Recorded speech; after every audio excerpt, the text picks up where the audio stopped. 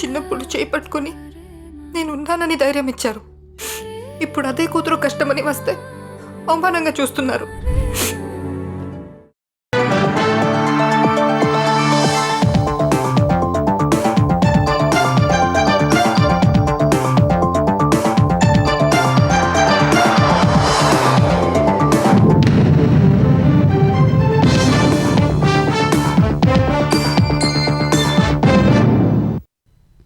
నమస్కారం, ఈటీవీ న్యూస్కి స్వాగతం. ముందుగా ముఖ్యాంశాలు. మూడో విడత ఎస్ఐఆర్కు ఈసీ నోటిఫికేషన్. ఏపీ, తెలంగాణ సహా 16 రాష్ట్రాల్లో నిర్వహణ, 3 కేంద్రపాలిత ప్రాంతాల్లోనూ ప్రక్రియ.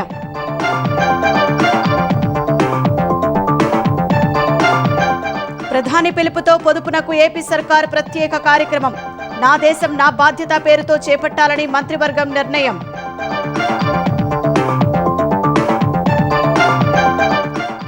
$2 లక్షల కోట్ల పెట్టుబడుల ప్రతిపాదనలకు ఏపీ కేబినెట్ గ్రీన్ సిగ్నల్. ఎంఎస్ఎంఈల కోసం ప్రత్యేక ఎక్స్చేంజి ఏర్పాటుకు ఆమోదం.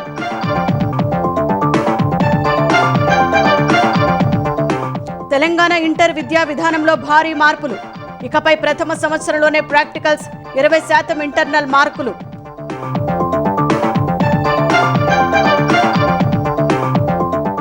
ఈ కార్ కేసులో ఛార్జ్షీట్ను పరిగణలోకి తీసుకున్న ఏసీబీ కోర్టు. జూలై 31న విచారణకు రావాలని కేటీఆర్, అరవింద్ కుమార్కు నోటీసులు. ఎర్రకోట పేలుడు ఘటనపై ఛార్జ్షీట్ వేసిన ఎన్ఐఏ. ఉమర్ ఉన్నబి మరో 9 మందిపై అభియోగాలు, జిహాదీ కోణమున్నట్టు వెల్లడి. కేరళ సీఎం అభ్యర్థిపై ఎట్టకేలకు వీడిన సస్పెన్స్.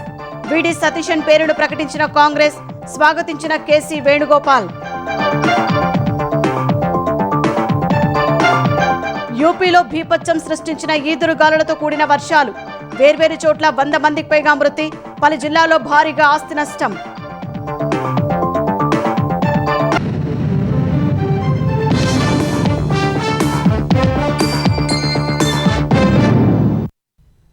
తెలుగు రాష్ట్రాల్లో ఓటరు జాబితా ప్రత్యేక సమగ్ర సవరణకు రంగం సిద్ధమైంది.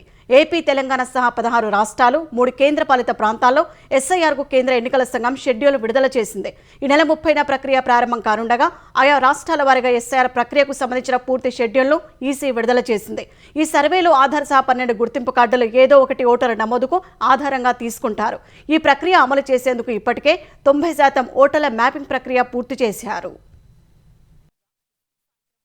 దేశంలోని 16 రాష్ట్రాలు, 3 కేంద్రపాలిత ప్రాంతాల్లో మూడో విడత ప్రత్యేక ఓటరు జాబితా సవరణకు కేంద్ర ఎన్నికల సంఘం షెడ్యూల్ విడుదల చేసింది. తెలుగు రాష్ట్రాలు సహా ఢిల్లీ, ఒడిషా, మిజోరం, సిక్కిం, మణిపూర్, ఉత్తరాఖండ్, అరుణాచల్ ప్రదేశ్, హర్యానా, చండీగఢ్, పంజాబ్, కర్ణాటక, మేఘాలయ, మహారాష్ట్ర, జార్ఖండ్, నాగాలాండ్, త్రిపురలో మూడో దశ ఎస్ఐఆర్ కొనసాగుతుందని తెలిపింది. కేంద్రపాలిత ప్రాంతాలైన దాదర్ నగర్ హవేలీ, దామన్ దయ్యూలోనూ ఎస్ఐఆర్ నిర్వహించనున్నట్లు వివరించింది. ఈ నెల 30న మూడో దశ ఎస్ఐఆర్ ప్రక్రియ ప్రారంభం కానుంది. ఏపీలో జూన్ 5 నుంచి 14 వరకు ఎస్ఐఆర్ ప్రక్రియ కోసం సిబ్బందికి శిక్షణ ఇవ్వనున్నట్లు ఈసీ తెలిపింది.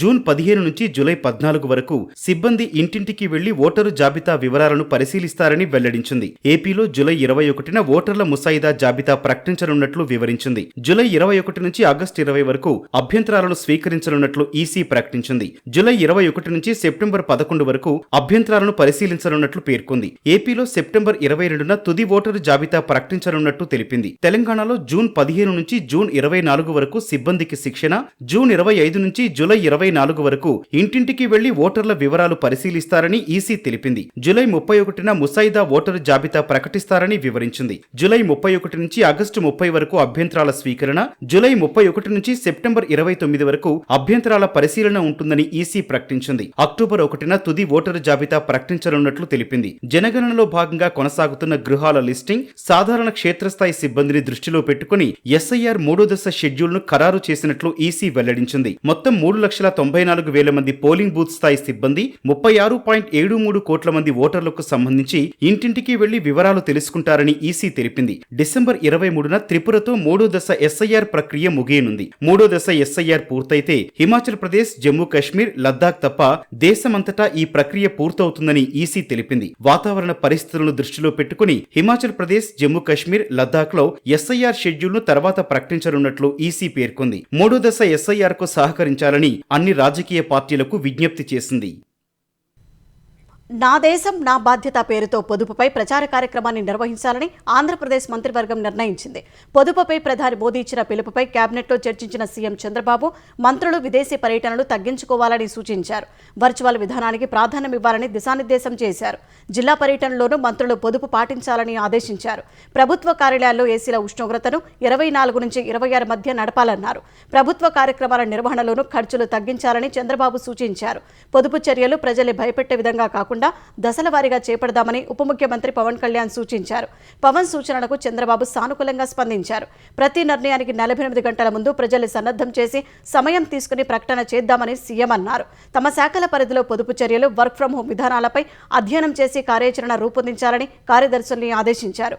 కాన్వాయ్లు తగ్గించుకుంటే సరిపోదన్న ఆయన ఇతర మార్గాలు అన్వేషించాలని, బంగారం కొనుగోళ్లు తగ్గించాలని సూచించారు. ఎలక్ట్రిక్ వాహనాలను ప్రోత్సహించాలని దిశానిర్దేశం చేశారు. ఒక టౌన్లో ఉన్నాము, ఒకళ్ళ ఇంటికాడ నుంచి ఇంకొకరి ఇంటికి వెళ్ళాలి, లేకపోతే ఒక బజార్ నుంచి ఇంకో బజార్కి వెళ్ళాలి. అక్కడ ఆ కొంచెం దూరం కూడా మనం కారులో వెళ్తాం. మనం కారులో ఎప్పుడైతే వెళ్తామో అన్ని కార్లు మన వెనకాల వస్తాయి, స్కాట్ అన్నీ కూడా. సో అట్లా కాకుండా పక్క బజారే కాబట్టి నడుచుకుంటూ వెళ్తాం. ఇవన్నీ కూడా మోడల్గా మనం అందరూ కూడా ఉండాలని చెప్పేసి ముఖ్యమంత్రి గారు సూచించడం జరిగిందని చెప్పేసి నేను మనవి చేస్తాను. ఒకరోజు నో వెహికల్ ఫ్రైడే అంటే ఆ రోజు అసలు వాహనాలు వినియోగించుకోకుండా ఈ కాన్వాయ్లు బస్సుల్లో కానీ లేకపోతే అసలు ఆ వాహనాలు తగ్గించుకుని ఒకవేళ మీటింగ్స్ ఏమైనా ఉంటే వర్చువల్ మీటింగ్స్ కండక్ట్ చేయటం ఇవన్నీ కూడా చెప్పడం జరిగిందని చెప్పేసి నేను మనవి చేస్తాను.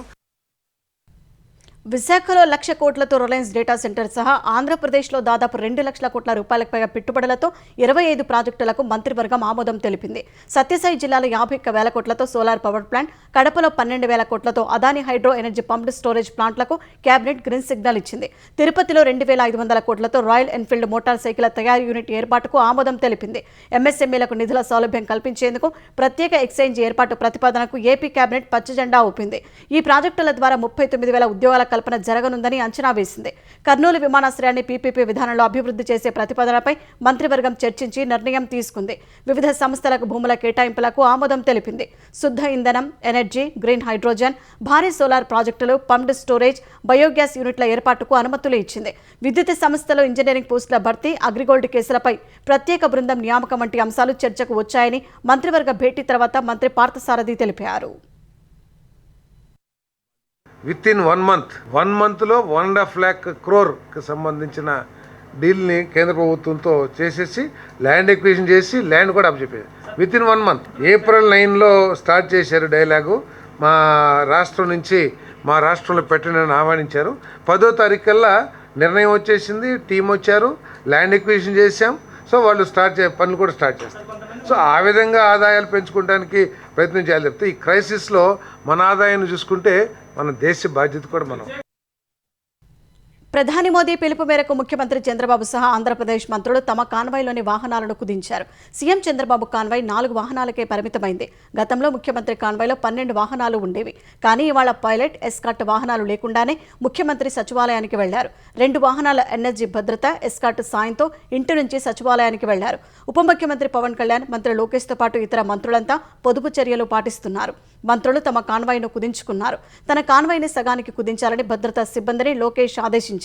కేంద్ర ప్రభుత్వం కల్పించే సీఆర్పీఎఫ్, రాష్ట్ర ప్రభుత్వం ఇచ్చే జెట్ భద్రతలో ఉన్నప్పటికీ కేవలం 2 వాహనాలకే పరిమితం చేశారు.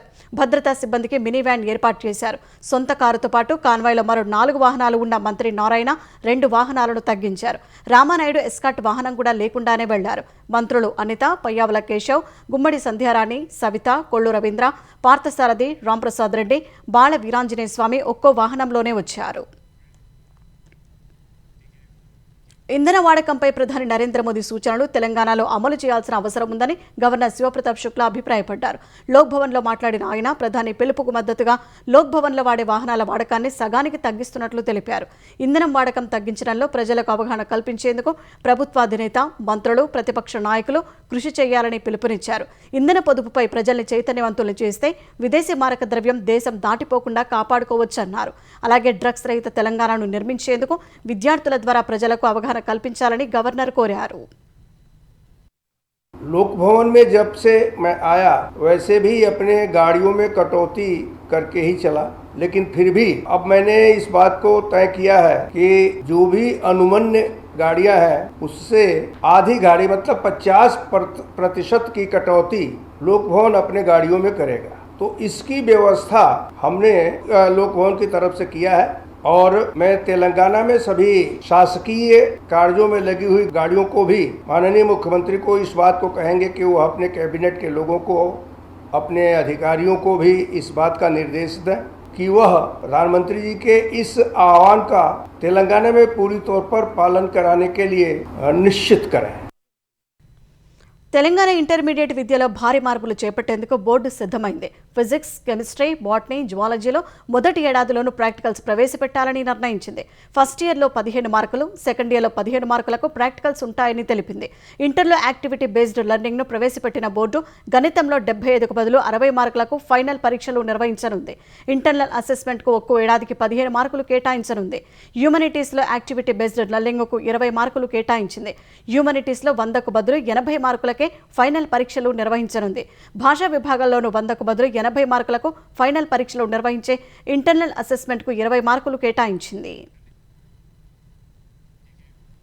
నేట్ యూజీ 2026 పరీక్ష రద్దుతో దేశవ్యాప్తంగా లక్షలాది మంది విద్యార్థుల తల్లిదండ్రులు తీవ్ర ఆందోళన, అనిశ్చితి కలిగించిందని ముఖ్యమంత్రి రేవంత్ రెడ్డి అన్నారు. ప్రశ్నాపత్రం లీకేజీ విద్యార్థుల భవిష్యత్తును నిర్వీర్యం చేసిందని సామాజిక మాధ్యమం ఎక్స్లో రేవంత్ రెడ్డి పోస్టు చేశారు.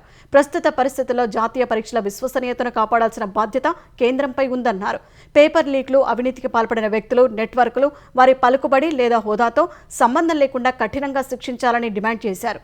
వ్యవస్థాగత వైఫల్యాల కారణంగా అమాయక విద్యార్థులు పదే పదే బాధపడకుండా పారదర్శక విచారణను నిర్దిష్ట కాలపరిమితిలో పూర్తి చేయాలని కేంద్రాన్ని కోరారు.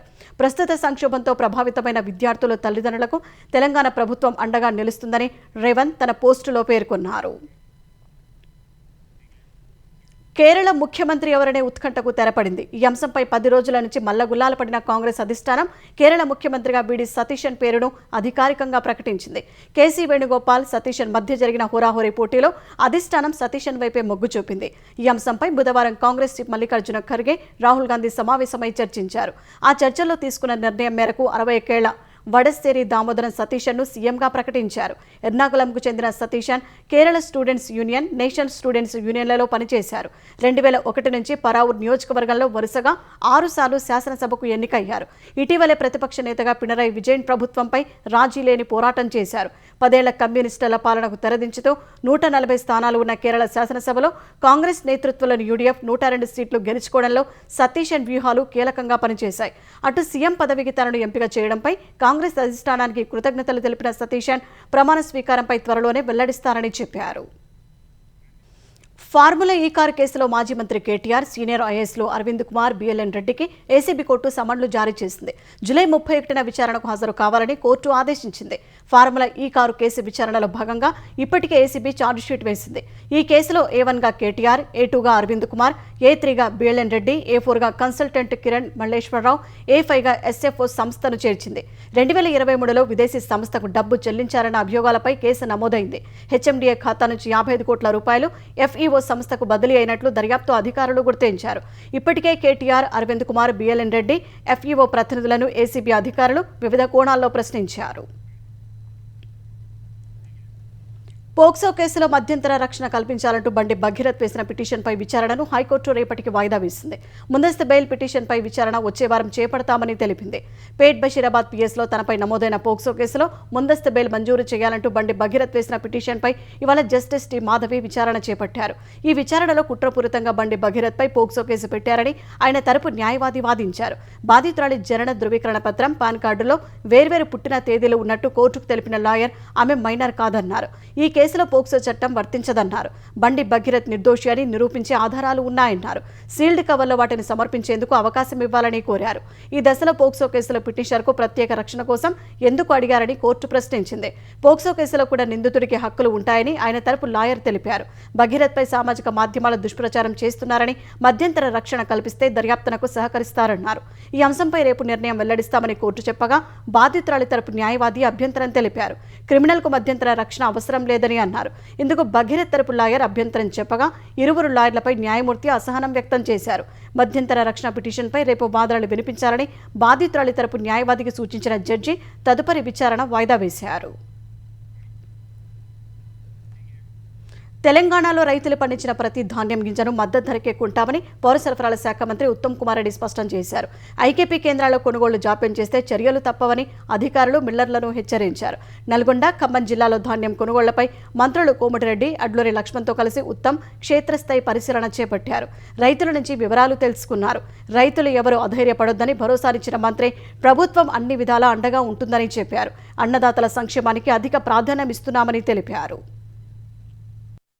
తెలంగాణలో ప్రతి రైతు దగ్గర ఎంఎస్పీకి వరి కొనుగోలు చేయడానికి ముందుకు పోతున్నాము. 22,000 కోట్ల రూపాయలు సివిల్ సప్లైస్ కార్పొరేషన్ అప్పు తీసుకొని 80 నుంచి 90 లక్షల మెట్రిక్ టన్ల ధాన్యాన్ని ప్రభుత్వం కొనుగోలు చేయబోతున్నాం. పూర్తిగా ఎక్కడ బస్తాల షార్టేజ్ లేదు. ట్రాన్స్పోర్టేషన్ కి మరి లారీలు గాని, డీసీఎంలు గాని, ట్రాక్టర్లు గాని ఏర్పాటు చేయడం చెప్పి ప్రభుత్వం నుంచి ఆదేశాలు ఇవ్వడం జరిగింది. రైతుల ఖాతాలకి 4,600 కోట్ల రూపాయలు ట్రాన్స్ఫర్ చేయడం జరిగింది.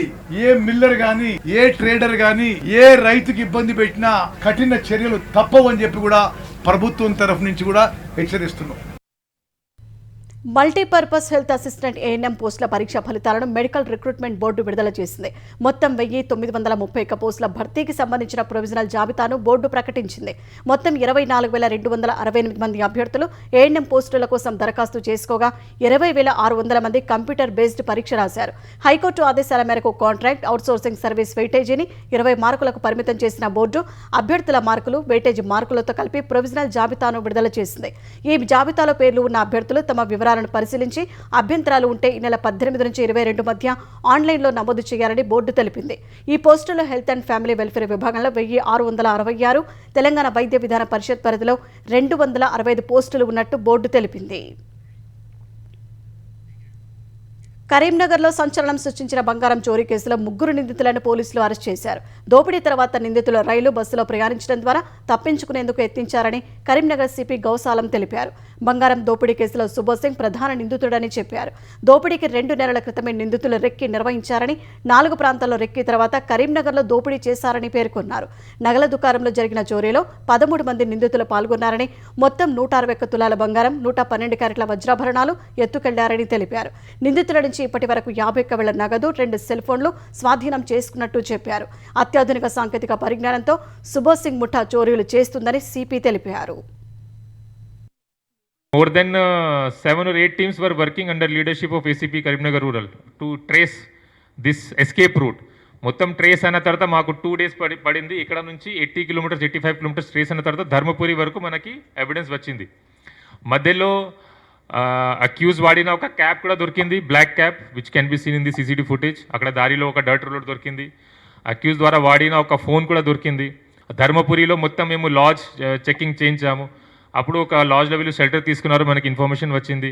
అప్పుడే మనకి ఇంకా చాలా హింట్స్ వచ్చినాయి. ఇంకా కోమింగ్ ఆపరేషన్ చేసాము. అక్కడ మనకి బైక్ కూడా దొరికింది. బైక్లో ఉన్న ఫింగర్ ప్రింట్స్ తీసుకున్నాం. ఆ తర్వాత డాగ్ స్క్వాడ్ పిలిచి చెకింగ్ చేసాం, వాళ్ళు ఎక్కడ పాడిపోయారు. So it was seen going towards Godavari. ఆ గోదావరి కూడా దాటారా లేకపోతే ఘాట్ వైపు వెళ్ళారా, దట్ వాజ్ ద క్వశ్చన్. కానీ ఇప్పుడు అర్థమైంది they cross the Godavari on walk. ప్రస్తుత ఆర్థిక సంవత్సరంలో ఆదాయార్జన లక్ష్యాలకు అనుగుణంగా పనిచేయాలని వివిధ శాఖలకు ముఖ్యమంత్రి చంద్రబాబు దిశానిర్దేశం చేశారు. ఆదాయార్జన శాఖలపై సమీక్ష నిర్వహించిన సీఎం శాఖల వారీగా ప్రభుత్వానికి సమకూరుతున్న ఆదాయంపై చర్చించారు. 2024-25 ఆర్థిక సంవత్సరంతో పోలిస్తే 2025-26 ఆర్థిక సంవత్సరంలో రాష్ట్ర రెవెన్యూలో 6% వృద్ధి నమోదైందని అధికారులు తెలిపారు. 2026-27 ఆర్థిక సంవత్సరానికి 1,27,506 కోట్ల మేర ఆదాయాన్ని ప్రభుత్వం లక్ష్యంగా పెట్టుకుందని తెలిపారు. గనులు, ఎక్సైజ్, స్టాంపులు, రిజిస్ట్రేషన్, వాణిజ్య పన్నులు, రవాణా శాఖలు లక్ష్యాలకు అనుగుణంగా పనిచేయాలని సీఎం ఆదేశించారు. ప్రభుత్వ ఆదాయంలో ప్రతి రూపాయి సద్వినియోగమయ్యేలా ప్రభుత్వ శాఖల చర్యలు చూడాలని స్పష్టం చేశారు. బంగాళాఖాతంలో అల్పపీడనం కొనసాగుతోంది. నైరుతి బంగాళాఖాతం పశ్చిమ మధ్య బంగాళాఖాతం సమీపంలో ప్రస్తుతం కదులుతోంది. ఇదే ప్రాంతంలో సముద్ర మట్టానికి 5.9 కిలోమీటర్ల ఎత్తున ఉపరితల ఆవర్తనం కొనసాగుతోంది. ఈ ప్రభావంతో ఆంధ్రప్రదేశ్లో పలుచోట్ల జల్లులు పడే అవకాశం ఉందని విశాఖ వాతావరణ శాఖ అధికారులు తెలిపారు. తీరం వెంట 30 నుంచి 40 కిలోమీటర్ల వేగంతో ఈదురుగాలులు వీచే అవకాశం ఉందన్నారు. మరోవైపు నైరుతి రుతుపవనాలు చురుగ్గా కదులుతున్నాయి. మే 16 నాటికి దక్షిణ బంగాళాఖాతం, అండమాన్ నికోబార్ దీవులను రుతుపవనాలు తాకే అవకాశం ఉందని విశాఖ వాతావరణ శాఖ అధికారులు అంచనా వేస్తున్నారు. ఈ ఏడాది వర్షాలపై ఎల్నినో ప్రభావం ఉంటుందంటున్న ఆందోళనల మధ్య నైరుతి రుతుపవనాలు వేగంగా కదులుతుండడం ఊరటనిస్తోంది. చైనా పర్యటనలో ఉన్న అమెరికా అధ్యక్షుడు ట్రంప్నకు చైనా అధినేత జిన్పింగ్ తీవ్ర హెచ్చరికలు చేశారు. తైవాన్ విషయంలో రెండు దేశాల మధ్య ఉన్న విభేదాలు యుద్ధానికి దారితీస్తాయని హెచ్చరించారు. ఈ మేరకు చైనా అధికారిక వార్తా సంస్థ జిన్హువా వెల్లడించింది. గ్రేట్ హాల్ ఆఫ్ పీపుల్లో రహస్యంగా జరిగిన ఈ భేటీలో తైవాన్ అంశాన్ని సరిగా నిర్వహిస్తేనే అమెరికా చైనా సంబంధాలు స్థిరంగా ఉంటాయని జిన్పింగ్ తేల్చెప్పారు. కానీ అమెరికా జోక్యం పెరిగితే అది ఇరు దేశాల మధ్య ముప్పుగా మారుతుందని, దౌత్య సంబంధాలే ప్రమాదంలో పడతాయని హెచ్చరించారు. ప్రపంచం గత శతాబ్దంలో చూడని మార్పులను ఎదుర్కొంటోందని, ఈ తరుణంలో రెండు పెద్ద ఆర్థిక వ్యవస్థలు ప్రత్యర్థులుగా కాకుండా భాగస్వాములుగా ఉండాలని జిన్పింగ్ హితవు పలికారు. పరస్పరం సహకరించుకుంటేనే ఇద్దరికి లాభమని, ఘర్షణ పడితే ఇద్దరికి నష్టమేనని వివరించారు. మరోవైపు ద్వైపాక్షిక సమావేశంలో ట్రంప్, జిన్పింగ్ కీలక అంశాలను ప్రస్తావించారు. వాణిజ్య లోటును తగ్గించడం సహా అమెరికా వ్యవసాయ ఉత్పత్తులు, విమాన విడిభాగాలను కొనుగోలు చేయాలని ట్రంప్ కోరారు. వాణిజ్య యుద్ధం వంటి పరిణామాలు పునరావృతం కాకుండా ప్రత్యేక బోర్డు ఏర్పాటుపై ఇరువురు నేతలు చర్చించారు. ఈ సమావేశంలో జిన్పింగ్ను ట్రంప్ గొప్ప నాయకుడిగా అభివర్ణించారు. కలిసి నడిస్తే ఇరు దేశాలకు అద్భుత భవిష్యత్తు ఉంటుందన్నారు. తమ సంబంధాలు గతం కంటే మెరుగ్గా ఉండబోతున్నట్లు తెలిపారు. ఢిల్లీలోని ఎర్రకోట వద్ద జరిగిన పేలుడు ఘటనలో ప్రధాన సూత్రధారి ఉమర్ ఉన్ నబీ సహా 10 మంది నిందితులకు అల్-ఖైదాతో సంబంధాలు ఉన్నట్లు ఎన్ఐఏ తేల్చింది. ఈ ఘటనలో జిహాదీ కుట్రకోణం ఉన్నట్లు తెలిపింది. అందుకు సంబంధించి ఫోరెన్సిక్ సాంకేతిక ఆధారాలు లభ్యమైనట్లు ఎన్ఐఏ పేర్కొంది. ఈ మేరకు ఢిల్లీ పటియాలా హౌస్లోని ప్రత్యేక కోర్టులో 7,500 పేజీలతో ఎన్ఐఏ అధికారులు ఛార్జ్షీట్ సమర్పించారు. నిందితులకు అల్-ఖైదా అనుబంధ సంస్థ అన్సార్ గజ్వత్ ఉల్ హింద్తో సంబంధాలు ఉన్నాయని ఎన్ఐఏ తెలిపింది. నిందితుల్లో కొందరు వైద్యులని వెల్లడించింది. గతేడాది నవంబర్ 10న రాత్రి 7 గంటల ప్రాంతంలో ఎర్రకోట వద్ద కారు బాంబు పేలుడు జరిగింది. అగ్గిడి పేలుడు తీవ్రత ధాటికి ప్రధాన సూత్రధారి ఉమర్ ఉన్ నబీతో సహా 11 మంది మృతి చెందారు. అనేక మంది గాయపడ్డారు.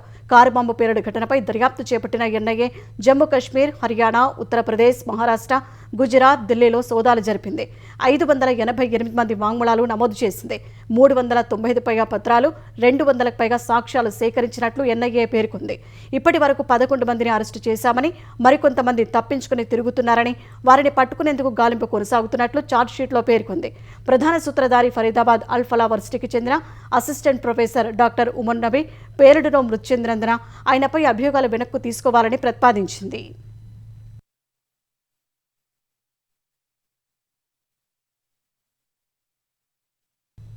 దేశ రాజధాని ఢిల్లీలో నిర్భయ తరహా మరో ఘటన జరిగింది. రాణిబాగ్ ప్రాంతంలో కదులుతున్న ప్రైవేటు బస్సులో మహిళపై డ్రైవర్, కండక్టర్ సామూహిక అత్యాచారానికి తెగబడ్డారు. మే 12న జరిగిన ఘటన జరగగా బాధితురాలు ఇచ్చిన ఫిర్యాదు ఆధారంగా కేసు నమోదు చేసిన పోలీసులు గంటల వ్యవధిలోనే నిందితులను అదుపులోకి తీసుకున్నారు.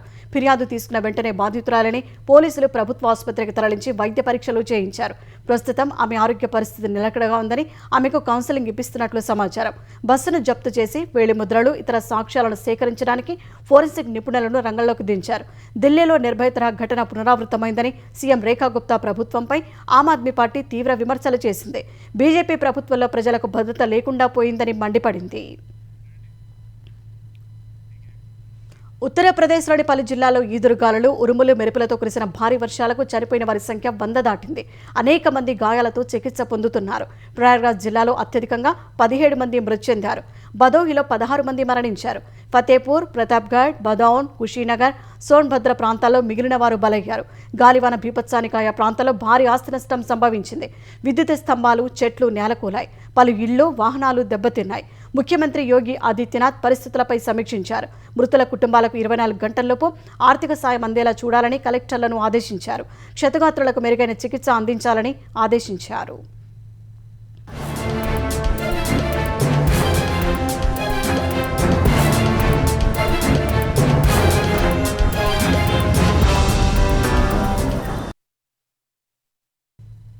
మైనర్లలో పెరుగుతున్న మద్యపాన అలవాటును అరికట్టేందుకు తమిళనాడు సర్కార్ మరో కీలక నిర్ణయం తీసుకుంది. ఇప్పటికే ప్రార్థనా మందిరాలు, పాఠశాలల వద్ద 717 మద్యం దుకాణాలు మూసివేయాలని ఆదేశించిన తమిళనాడు ప్రభుత్వం ఇప్పుడు 21 ఏళ్లలోపు వారికి మద్యం విక్రయించరాదని స్పష్టం చేసింది. ఈ మేరకు ఉత్తర్వులు జారీ చేసిన విజయ్ సర్కార్ నిబంధనలు ఉల్లంఘించే వారిపై కఠిన చర్యలు తీసుకుంటామని హెచ్చరించింది. వినియోగదారుడి వయసుపై అనుమానం ఉంటే ఆధార్ కార్డు వంటి గుర్తింపు పత్రాలు తనిఖీ చేయాలని తమిళనాడు రాష్ట్ర మార్కెటింగ్ కార్పొరేషన్ మద్యం దుకాణాల యాజమాన్యాలను ఆదేశించింది. 21 లోపు వారికి మద్యం విక్రయిస్తే చట్టబద్ధమైన చర్యలు తీసుకుంటామని పేర్కొంది. అటు మద్యం దుకాణాల పనివేళలను కూడా తగ్గించాలని ప్రభుత్వం యోచిస్తోంది. తమిళనాడులో ప్రస్తుతం మధ్యాహ్నం 12 గంటల నుంచి రాత్రి 10 గంటల వరకు మద్యం విక్రయాలు సాగుతున్నాయి. ఇప్పుడు రాత్రి 8 గంటలకే పరిమితం చేసే ప్రతిపాదనను పరిశీలిస్తోంది. కేరళ శబరిమల ఆలయం సహా వివిధ ప్రార్థనా స్థలాల్లో మహిళల పట్ల వివక్షను సవాల్ చేస్తూ దాఖలైన పిటిషన్లపై తీర్పును సుప్రీంకోర్టు రిజర్వ్ చేసింది. ఇందుకు సంబంధించిన వ్యాజ్యంపై ప్రధాన న్యాయమూర్తి జస్టిస్ సూర్యకాంత్ నేతృత్వంలోని 9 మంది సభ్యుల విస్తృత రాజ్యాంగ ధర్మాసనం 16వ రోజు కొనసాగించింది. ఈ విచారణలో solicitor general Tushar Mehta, senior న్యాయవాదులు సిఎస్ వైద్యనాథన్, అభిషేక్ మను సింఘ్వి, ముకుల్ రోహిత్గి, ఇందిరా జయసింగ్, నీరజ్ కిషన్ కౌల్, గోపాల్ శంకర్ నారాయణన్ తమ వాదనలు వినిపించారు. ఈ విచారణ సందర్భంగా ఋతుక్రమం వచ్చే వయస్కులైన మహిళలకు శబరిమల ప్రవేశంపై ఉన్న నిషేధాన్ని కొనసాగించాలని కేంద్రం కోర్టుకు తెలిపింది. ఇదే సమయంలో మతపరమైన అంశాలు న్యాయ సమీక్ష పరిధి చాలా పరిమితంగా ఉంటుందని, వాటిని చట్టసభలకు వదిలేయాలని వివరించింది. ఈ వాదనలు నమోదు చేసిన విస్తృత ధర్మాసనం తీర్పును రిజర్వ్ చేస్తూ నిర్ణయం తీసుకుంది. ఈ వ్యాజ్యానికి సంబంధించి అన్ని పక్షాలు ఈ నెల 29 లోపు లిఖితపూర్వక వాదనలను సమర్పించాలని ఆదేశించింది.